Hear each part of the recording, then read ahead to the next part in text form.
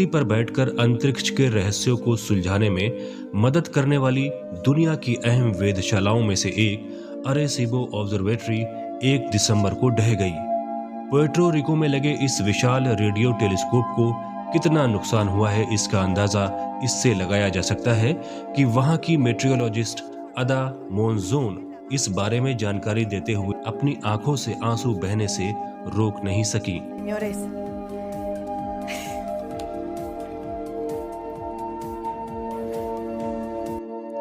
अदा ने बताया, अरेसीबो ऑब्जर्वेटरी को बचाने की सारी कोशिशें की गईं, लेकिन इसका 900 टन का प्लेटफॉर्म 400 फीट नीचे रिफ्लेक्टर डिश पर जा गिरा।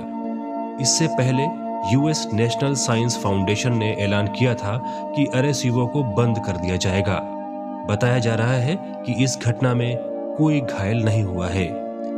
विशेषज्ञ बताते हैं कि अरेसीबो ऑब्जर्वेटरी का ऑक्सिलरी केबल अगस्त में कट गया था, जिससे 1000 फुट चौड़ी रिफ्लेक्टर डिश पर 100 फुट का कट लग गया था। इसकी वजह से ऊपर लटक रहा प्लेटफॉर्म आखिरकार क्षतिग्रस्त हो गया। इसका मुख्य केबल नवंबर की शुरुआत में ही टूट गया था। इस वेधशाला में काम करने वाले वैज्ञानिकों ने इस घटना को किसी तूफान जैसा बताते हुए कहा कि लगा कि जैसे कोई भूकंप आया हो। अरेसीबो दूरबीन विज्ञान जगत का गौरव थी और ये विश्वास करना मुश्किल है कि अब वो नहीं है। इस टेलीस्कोप के टूटने से सबसे बड़ी चिंता की बात यह है कि अब धरती की ओर अंतरिक्ष से आने वाले खतरों से आगाह कराने वाला एक हथियार कम हो गया है। अरेसीबो ऑब्जर्वेटरी ऐसा विशाल और ताकतवर रेडियो टेलीस्कोप था जिससे वैज्ञानिक अंतरिक्ष में घूमते विशाल पत्थरों को स्टडी करते थे। इस टेलीस्कोप से वैज्ञानिकों को एस्टेरॉइड्स की स्थिति, आकार, सतह के बारे में जानकारी मिलती थी। आइए एक नजर डालते हैं दुर्घटना होने से पहले इस टेलीस्कोप की स्थिति पर।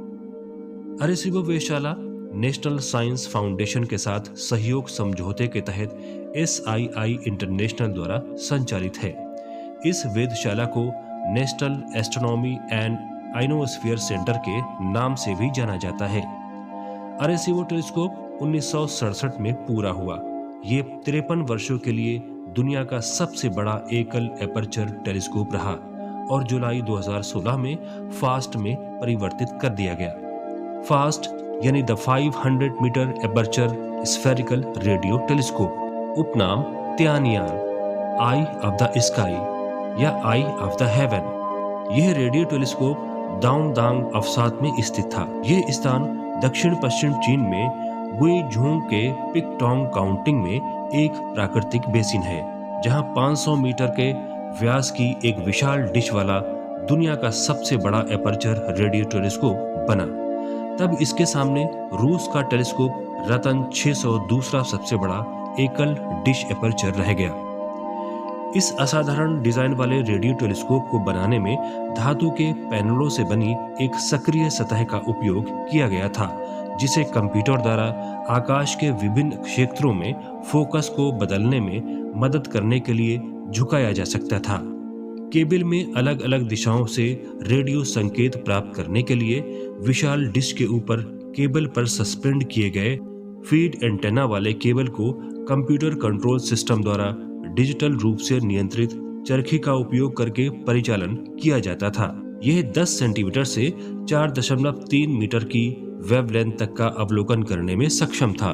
फास्ट परियोजना का निर्माण 2011 में शुरू हुआ और इसने सितंबर 2016 में काम करना शुरू कर दिया था।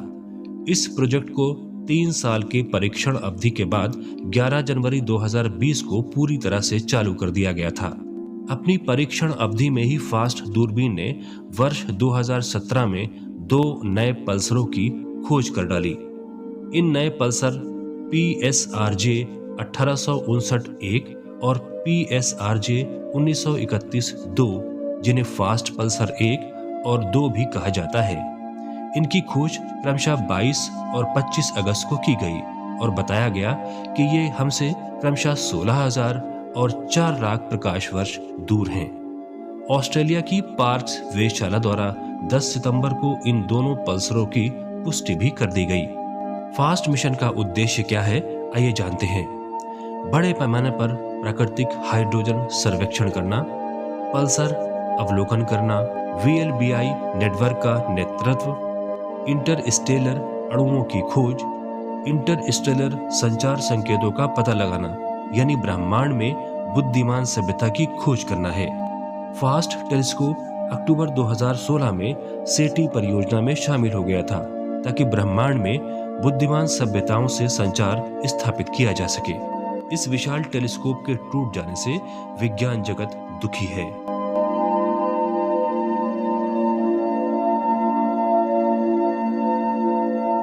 आपको हमारे चैनल का ये एपिसोड कैसा लगा और आगे आप किन विषयों को देखना चाहते हैं, हमें कमेंट बॉक्स में जरूर बताएं। अगर आपको चैनल पसंद आया हो तो इसे सब्सक्राइब और लाइक जरूर करें ताकि हम ज्ञान विज्ञान की रोचक जानकारियां इसी तरह आप तक पहुंचाते रहें। अब एक सवाल आपके ज्ञानवर्धन के लिए। क्या आप बता सकते हैं कि बुध ग्रह को लेकर अरेसीबो टेलीस्कोप का क्या योगदान है? इस सवाल का जवाब है, अरेसीबो टेलीस्कोप द्वारा 7 अप्रैल 1964 को बुध ग्रह की घूर्णन दर यानी रोटेशन रेट 59 दिन नापी गई थी, जिसे पहले 88 दिन माना जाता था।